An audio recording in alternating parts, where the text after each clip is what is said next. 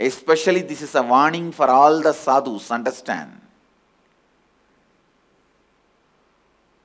For grihasthas, it's advice. For sadhus, it's a warning. Because for grihasthas, till the end, at least few people, family, somebody will be there around them.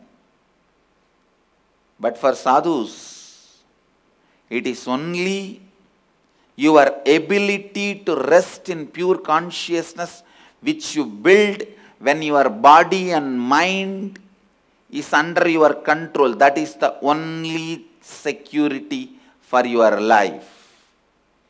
Only on that you can rest. That is why I insist constantly on being active without falling prey to boredom. Understand? If you build the pattern of falling prey to boredom, be very clear. You are going to have the worst hell once you retire from the active life.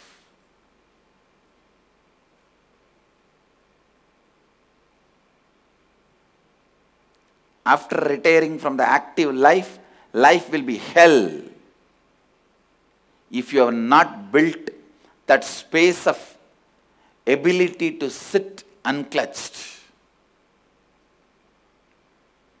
Still I remember that one small but very powerful word. I actually paraphrased from whatever he said, because it was a long conversation with few sadhus. In that, this bit still I remember.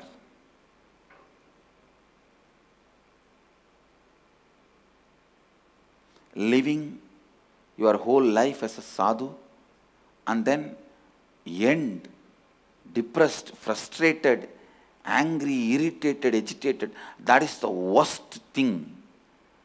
That's a solid proof you wasted your life. You are stupid. So become active now. Break this boredom pattern now. Keep your body and intellect as powerful as possible. Raise the buddhi to the next level and develop that most subtlest grooves in your brain to reflect pure consciousness powerfully.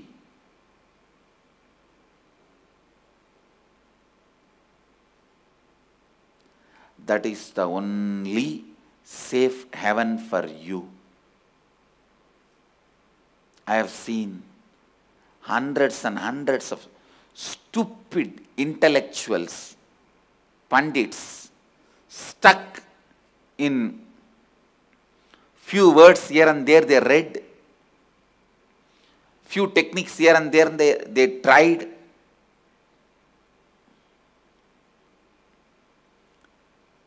and afterwards nothing moves, nothing moved, they are there.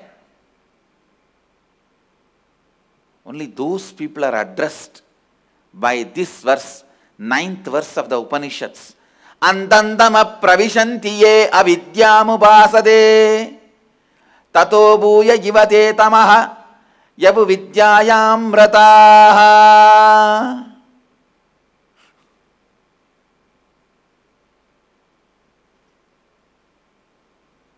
Understand?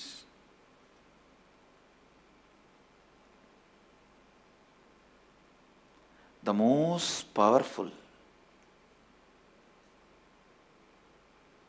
most important advice Upanishad wants to give you, the most powerful sacred secret Upanishad wants to reveal in this verse: do not allow boredom and tiredness. Let your body be Agni, fire. Let your mind be light, intensely alive. Let your consciousness be Swayam Prakasha, self-effulgent, always radiant. What you eat, what you do, what you speak, what you think, what you practice, everything be aligned to this one. How to reflect highest concept of consciousness in your brain. How to catch the most subtlest definition of consciousness in your brain by Upanishad.